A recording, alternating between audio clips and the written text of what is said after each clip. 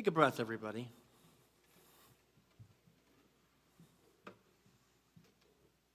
You know, we can debate and we can argue till we're blue in the face about this story of Christmas, how it began, what happened in the middle, and what happened at the end. But what good does that do? What good does it do to argue about the mythology or the realness of any part of the story? You see, the story involves a man, Joseph, who kind of got written out of things there a little bit. And I want to bring Joseph, the Joseph that lives within each and every one of us, into the field right now without debate or argument. It didn't happen the way it necessarily has been sold or told, but who cares?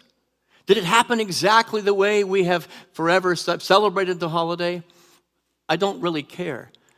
Because what can happen here is that character of Joseph held space for something. There was a man involved there, and he held space for his bride, the divine feminine. He held space for a child that, by the story, was not his own, yet he was present. And I want to talk about presence today. And this might be a little bit different delivery than you're used to from me, which is why I'm sitting down. And you'll understand. Yeah, who's laughing? They're like, the camera crew is going, yeah, he's sitting down. How long is he going to stay there?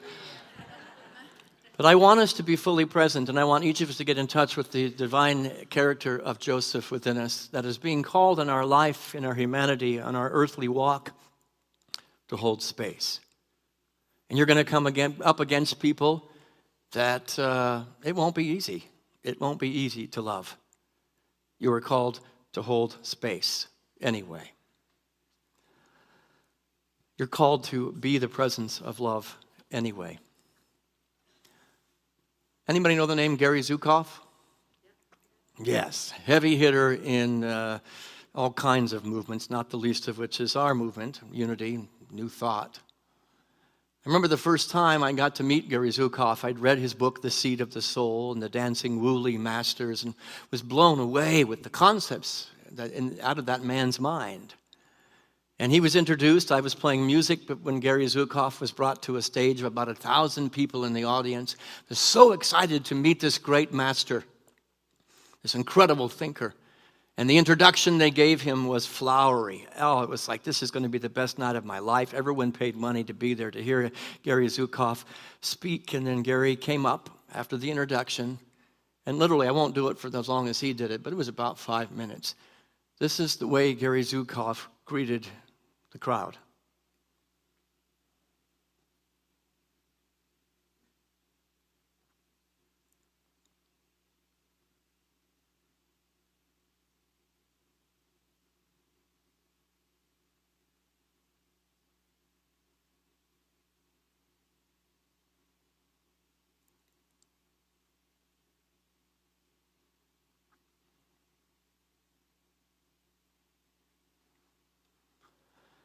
And then he went, wow. And that's the reaction. People laughed. Wow. And at that moment, I did not have the capacity to understand what true presence was or what true peace was. I want my money back.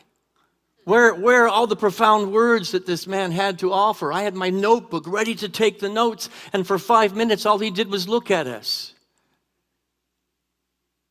And then all he had to say was, wow. Wow. I got the opportunity to play music for Gary Zukav a number of times after that, in groups of 1,000, in groups of 10. And I began to realize that there was nothing missing from Gary Zukav in that moment, but there was everything missing from within me to not understand the incredible power of holding presence, of holding peace, of holding oneness. You know, I was keenly aware as I went through my message, I like to go back and look at my messages, that I filled up last Sunday with a lot of words, a lot of ideas. I was so excited to do that. And I kept telling myself as I watched that talk, breathe, take a breath. And I realized that, after spending time with Gary Zukav, I learned what it meant to be present. And yet I'm still learning what it means to be present. And I want to explore a little bit about why there were so many words, a 39-minute talk, which could have been 20. And what was it about me that I can learn in watching that and talking to myself, breathe? And I reflected this week on a man who touched my life, who doesn't even know that he touched my life. It was my first year of seminary, not Unity Seminary, but Interfaith Seminary. And I was going to be licensed, and we're all wearing these beautifully angelic-looking white robes and clothing. And there was a big class. And as the faculty stood up to hold space for all the students, there was a Catholic priest that was there. He was about 6'5", maybe 6'6". And he had a wingspan. I wish he'd been my partner on the pickleball court. And as he stood up, he was right smack dab in the center of that in his black priestly garb. And the ceremony began, the music began to play. I don't know the man's name. He would not know my name from Adam if he heard my name. Yet I carry him with me, and he stood up there in his 6'5" frame. And he held his hands out. And he held space for every single student.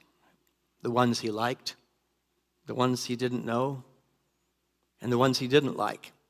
Now you may think that's no big deal. 5 minutes, 10 minutes, 20 minutes. The ceremony went on for about 45 or 50 minutes. Ever hold your arms out for that long? I watched him. And I cannot tell you what words, not one word that was spoken at that moment. But I can tell you that his hands never wavered in his commitment to holding space for everyone in that room. His hands and his arms never wavered from holding space for me. We'd never had a conversation, yet when I walked forward to receive my license, he was as present as any human being on the planet. And I carry him with me today, and like I said, he doesn't have any idea that I carry him with me. Yet it was presence that touched me at a place of depth, not words. It was presence and peace and the ability to hold sacred space. Gary Zukav did it. A Catholic priest did it. Both who were a little bit left or right of my thinking as a religious person, as a spiritual person. He held something for me, and that's what Joseph did. Joseph held space. As a foster parent, I was a foster parent for many, many years, and I realized I had the ability. I just hadn't recognized it. Hundreds of kids came into my home, and some of them were very likable. Some of them were really damaged. All had been abused and neglected and treated in ways that no child or adult should ever be treated. Yet each one of them was welcomed into our home with a clean slate. We didn't look at the paperwork that said this is the mistakes they've made. We didn't look at the behaviors that had manifested in really horrible ways.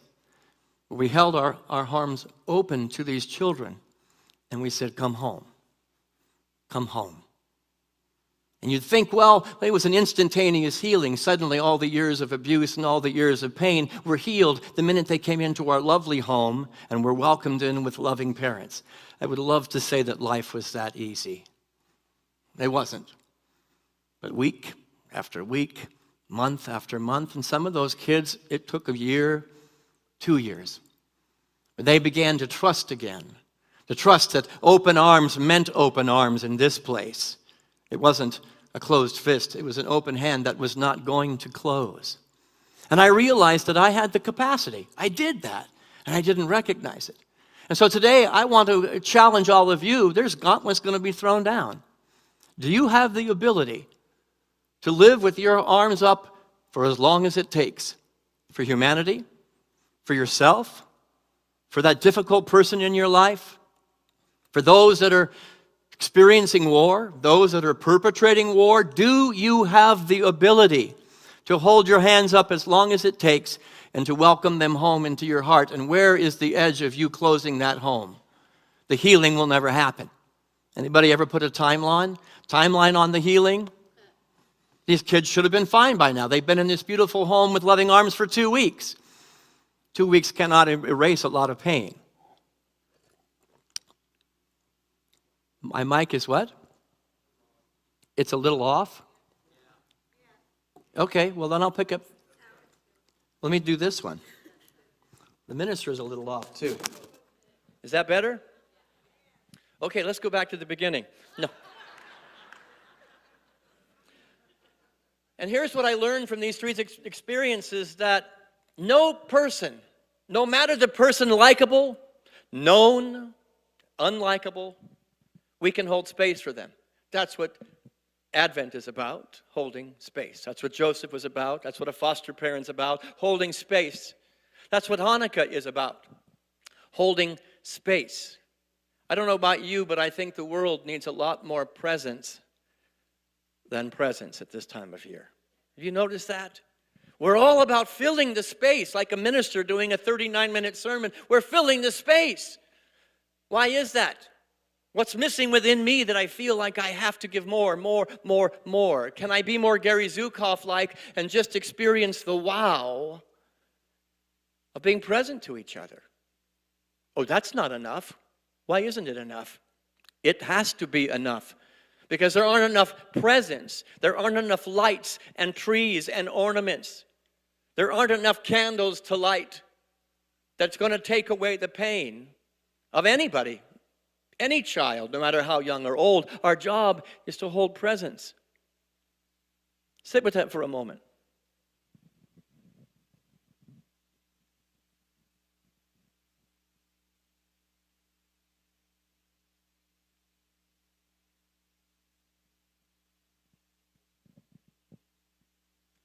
Our job on the planet at this time is to be the portal and the avenue and the vehicle through which peace makes its way to the planet. Let it begin with me. Pay no attention to the microphone. Let it begin with me. I'm going to invite Danielle to light the center candle, which is called the Shamash candle, sometimes known as the helper candle. And I'm asking you to let that candle represent you today. That you kindle something in your heart that transcends presence. You can sit back down, it's going to be a second. That you kindle something in your heart that you don't need 1,000 words. You know, all the words that we gave to these foster children, they were meaningless. Maya Angelou said people are going to forget what you said 5 minutes after you say it, but they'll never forget how you made them feel. A Catholic priest made me feel something without a word, without a present, but only with presence. A foster child felt something that transcended the words of counsel and guidance. Yes, those were important, but at the end of the day, they'd call back after years of not seeing them, and they'd say, I was sitting somewhere having a Christmas, and there was a smell that crossed my nose, and I remembered you. I was a child that was at my house for a month. But I remembered the smell, and I knew who I was. There are people you have touched you will never, ever hear from. There are people that don't know that you even are still walking the planet that have touched your life, yes? It was not the gifts they gave you, it was the presence they brought to your life. The world needs more presence and fewer presents. Gifts are not needed right now, wrapped either in paper or in fancy sermons. There's 100 million things that are filling the void right now, and maybe we just need to stop filling the void and be in the void. Breathe. I ask myself, what are you avoiding by being present? What are you avoiding? And I watched that talk from last week, and I asked that question. That talk could have ended at 15 minutes or 20 minutes. It could have even ended at 25 minutes. But I watched myself. It's just something we do as ministers. We critique ourselves. And when it was complete, it was good. But I kept going. And I realized that there was something I was afraid of. It was approval. This message has to be the best message ever delivered on the face of the planet. And if I feel like I haven't reached the heart of the people with what I want to say, let me add 5,000 more words to it. And what I watched is the effectiveness of that talk at 5 minutes, 10 minutes, 15 minutes, 25 minutes. Finally, at 39 minutes, the effectiveness went away, when all you really needed to do was have one idea and then have me hold presence for you and spirit for you. There's somebody in your life that does not need more words, more ideas and more theology, more gifts. In fact, there was one Christmas that we went over the top getting Christmas gifts for our foster kids. And I've never in the history of Christmas has any kid ever said this. But our son Adam, who we later adopted, was sitting there and he looked at us and he says, "Can I stop opening presents now?" Lesson learned as an adult. He was hungry for presents. He was hungry for spirit and peace and not hungry for one more box to open. But what are we afraid of? I want to hear from you now. What are we afraid of that we don't allow ourselves to just be present in the silence? Call it out. Vulnerability. What else? Rejection. What was that, Chad? Risk. All of the above, all these things we have gotten afraid. Fear is driving the human race right now. Fear is driving religion on the planet right now. So let's have fancier programs. Let's have a bigger orchestra for Christmas. Somewhere there's a man going, "You messed it all up." Somewhere in the simpleness of Hanukkah, the Maccabees are going, "You messed it all up." I don't need more stuff. We don't need more stuff to honor the light that I brought, the presence that I brought. We just need more intimacy, and we're afraid of intimacy. We're afraid of vulnerability. Let me tell you, it was uncomfortable watching Gary Zukav sit there.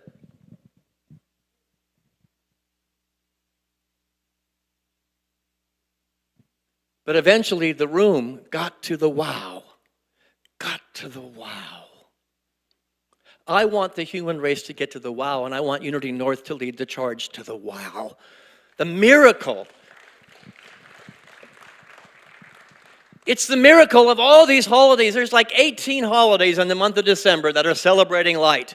We're going to celebrate 3 of them throughout the holiday. But the reality is, I want to get to the wow that we have missed over and over and over every single year. And that means stop. Breathe. Not go more, not do more, not say more. Your message can be delivered in 30 seconds. It doesn't need 39 minutes. Instead of holding a thought of fear, which finds its roots, as my talk did last week, in not enough. I'm not enough, so I have to be vulnerable because I don't believe in myself. I don't have a belief in myself, so I've got to put more words into the program. I did not believe in my role as a foster parent, so let me get some more presents. Can we quit opening presents and just be present? How many people have ever played, maybe you are today, an idea and an energy of not enough? It's part of the human experience. And we've become these hungry ghosts, perpetually giving more, doing more, playing more. And we fill up our holidays of light with all of these things to fill a hole that's never going to be filled until we know I am enough. Put your hand on your heart with me and say, I am enough. Do you really believe that? I am enough. There's a thing going around the planet, I've heard it a lot this year, but it's been around forever, called the imposter syndrome. And I've had many really vulnerable conversations with people who are holding an energy field that's very similar to one that I have played in the past, and it's still right there. If people really knew me, they'd know I have no idea what I'm doing. Anybody ever feel that? If people really saw behind the curtain to the Wizard of Oz, they'd realize I have no idea how to do what I'm doing. And the reality is I don't. But when I get caught up in the ego, you get a talk that's 39 minutes long and not 15 minutes long. I've got to come up with more words. I'm relying on myself and not on the presence of God, the presence of light. I'm relying on my limited capabilities as a human being and not the Christ light. Hanukkah is a story of enoughness, plain and simple. And we would do good to study that enoughness. Here we have a war going on, much like times today. The Maccabees and the Syrians are at war. And the Maccabees are about to be destroyed because there isn't enough oil. Not enough. A consciousness, not enough. I don't have enough wisdom. I don't have enough money. I don't have enough whatever it is. It's represented by Hanukkah, not enough oil in that story. Yet the Jewish people are some of the most faithful people on the planet. I know that there's enough. God is enough. So put your hand on your heart again and say, God is enough. God, by whatever name you want to give that energy and that essence, is enough. And so our job during the holidays of light is to kindle that shamash candle, ourselves as the shamash candle, the helper candle, to first know I am enough and God is enough doing business as me. Say that last phrase together. God is enough doing business as me. Feel that. Then you can walk into an arena and put your hands out for 45 minutes, for an hour, for a lifetime. That's what the world needs right now. The Jewish people need it right now. The Palestinian people need it right now. The Ukrainian people need it right now. The Russian people need it right now. And the people sitting next to you, right where you are in this room, need it right now. They're not your child, not your monkey, not your circus. They're God's child. And so you get to be the one. Maybe you're the miracle one to foster a different idea, a new paradigm, to kindle a candle. I'm going to invite Danielle to light the other candles. The story of Hanukkah is there's only enough oil for one night. But through faith and belief and truth and leaning into the God essence, somehow the miracle occurs. 8 days of oil, the Maccabees had the faith, and they weren't destroyed. And a miracle happens. Kind of a little bit like this.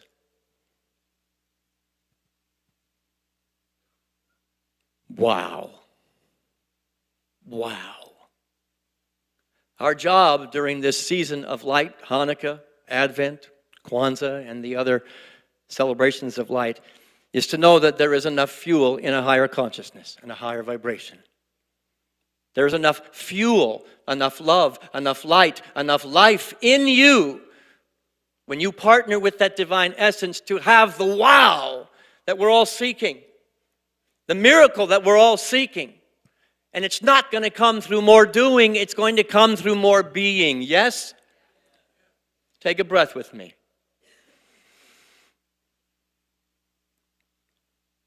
I realize that sometimes I have not called this community up to its highest expectation. I go, we can't sit in silence for that long. Oh no, we can't sit in silence for that long. And let me tell you, the most meaningful service that has happened this year happened just a few weeks ago. It was the service of remembrance. And I get tears in my eyes right now bringing that service up. Not because of the beautiful words that our chaplain shared, amazing prayers, heart-filled words, but it was the moments of silence. It was the moments of peace and stillness when somebody, and I'm going to use his name, I think he's here, Dave Patterson lost his beloved wife Ann this year. And everybody who came up to light a candle to remember somebody that they're grieving. And I watched this congregation do this.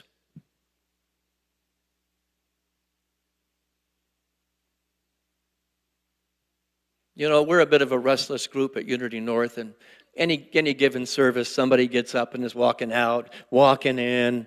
And any given service, okay, the minister's gone way too long. He has 38 minutes, not 39. And that evening went on longer than we had planned and expected. But when Dave Patterson got up here and lit a candle for his son and his wife, you could have heard a pin drop. And it was complete silence. No words needed to be spoken. But each of us as a foster parent held Dave in our heart, held every person who came up here and lit a candle in our heart, and nobody got up. Nobody left the room. I'm saying what the world needs right now is for nobody to leave the room when it gets difficult.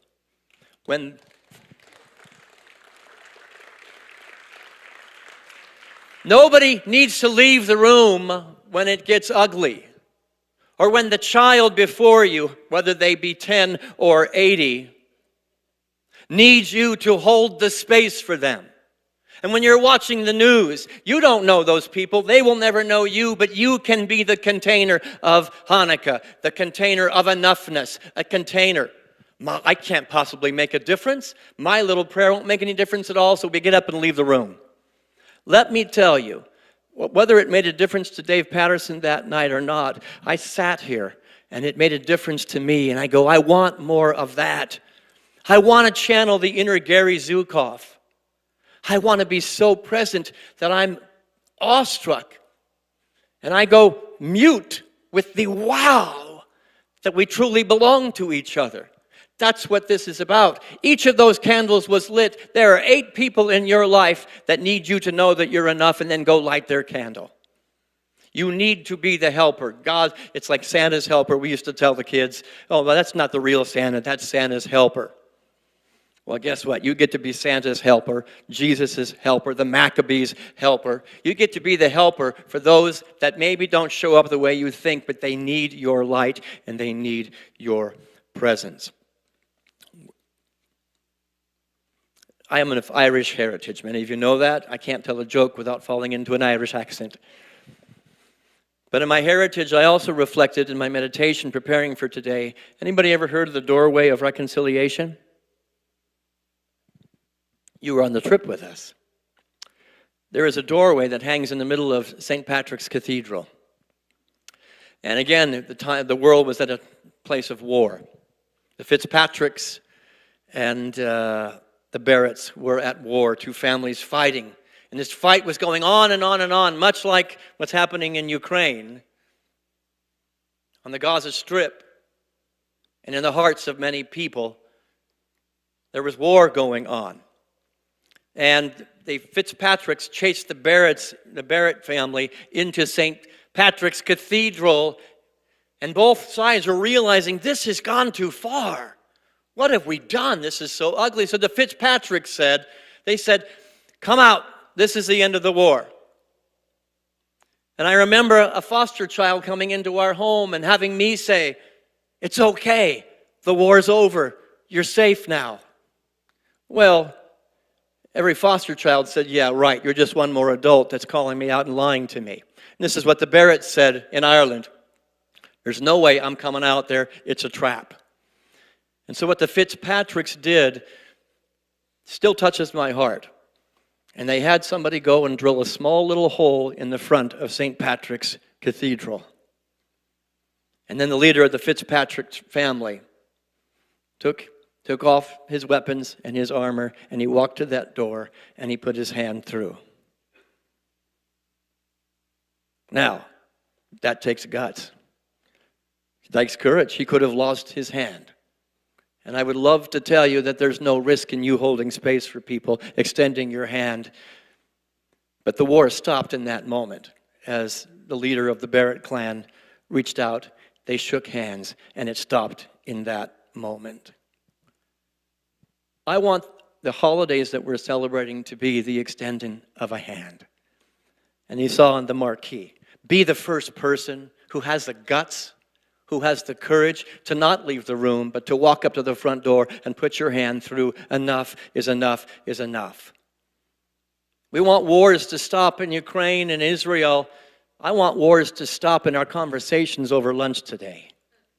I want wars. As we're heading into a very politically divided next year, we're going to be celebrating diversity, and I am challenge each and every one of you to be the first person to extend the hand of peace. Whether you understand or not, whether you ever speak to that person or not, you are called to be the container of the Christ, the container of the light. Let's have the band come back up.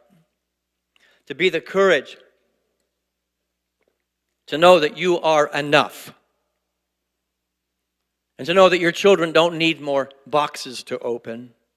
They need to know that they are loved without condition, unconditionally. And yes, you're going to put your hand out to somebody and it may feel like it gets slapped. It will. Put the hand out again, slapped. Put the hand out again, slapped. And then put the hand out and suddenly the wars stop. But you can't leave the room. It's not going to happen overnight. It may take years. I don't care how long it takes. We are the ones that are going to lead that charge, yes? Because we are the helper candles. We are the shamash candles. We are the ones that are going to make the difference. Go ahead and play a little music. I'm asking you to be the one that knows you're enough to nurture the child in need, in grief, in pain, and to, as long as it takes, hold a space for that 80-year-old child, that 50-year-old child. And to just be there in space. Let fewer words be there and more presence. To birth the light for the one who is stretching and becoming. Be the Catholic priest. I don't really resonate with Catholicism much. But I do know that one of the greatest ministers I ever experienced was a Catholic priest who never spoke a word to me. Sit in the presence whenever and wherever you get the chance. That's what will bring peace on earth.